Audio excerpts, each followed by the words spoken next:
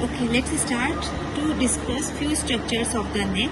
Here, on the lateral aspect, we have cutted the belly of the sternocleidomastoid to expose the area. Now, this is the lower border of mandible, and this is submandibular gland, so exposing the gland. Now, here anteriorly, these are the long strap muscles. First one from hyoid to sternum. This one is a sternohyoid. After reflecting sternohyoid, laterally, this small belly is a superior belly of omohyoid, intermediate tendinous portion, and posteriorly, this one is a inferior belly of omohyoid. So after reflecting the sternohyoid and omohyoid, here, this oblique line present at the lateral aspect of the thyroid cartilage, that is called oblique line of thyroid cartilage. Below, this muscle is sternothyroid because it started from the thyroid and reaches to the sternum. And above, this muscle started from hyoid and inserted on the oblique line. So this is called thyrohyoid. Now let's see the nerve supply of these structure. Firstly, few muscles which is present on the base of the mouth. Here, this is anterior belly of digastric, intermediate tendinous portion, and this is posterior belly of digastric. Clear? Now, just above the posterior belly of digastric, this muscle is a stylohyoid. Look, just above the posterior belly of digastric, this is a stylohyoid. Now, after reflecting the anterior belly of digastric, here, this muscle which is responsible to form the floor of the mouth, it is called mylohyoid. After reflecting the mylohyoid,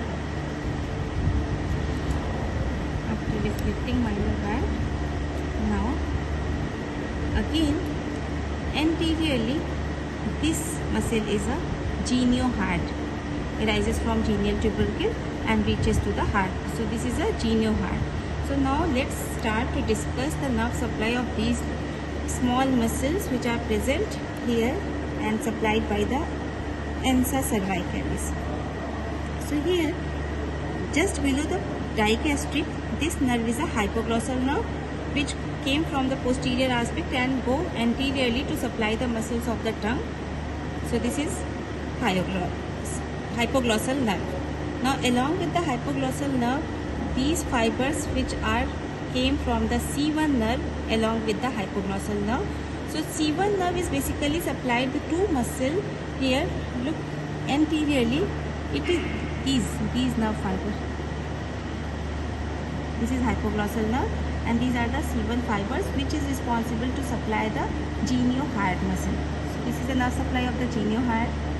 Now these C1 fibers, look, this is a thyrohyoid. So it is supplied to the thyrohyoid muscle. Again, C1 fibers that are responsible to supply thyrohyoid muscle. Now, the nerve that came down, this is called descendens hypoglossae or the superior root of the Ansa cervicalis. Here, the first branch which is responsible to supply the superior belly of omohyoid, and here sternothyroid. So look, it is supplied to the sternothyroid, sternohyoid and the superior belly of omohyoid. Right?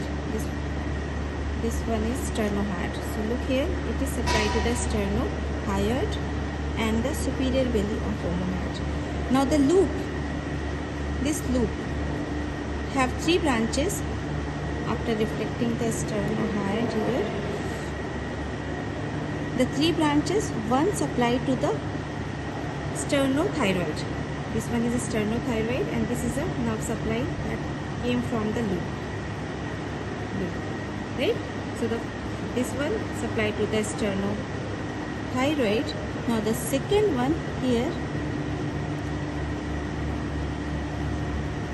this is also go to supply the same muscle. This is also reaches to supply the same muscle. So two branches came. The one little bit above, which is responsible to supply the sternohyoid, this one, and here the two branches came that both supply to the sternothyroid, and posteriorly this small nerve go and supply to the inferior belly of homohad. I have not cleared it much because it is very thin. So this is the nerve that is responsible to supply the inferior belly of homohad, and this one is the descendant cervicalis, or the inferior root of the Ansa cervicalis. So that is all about the nerve supply of these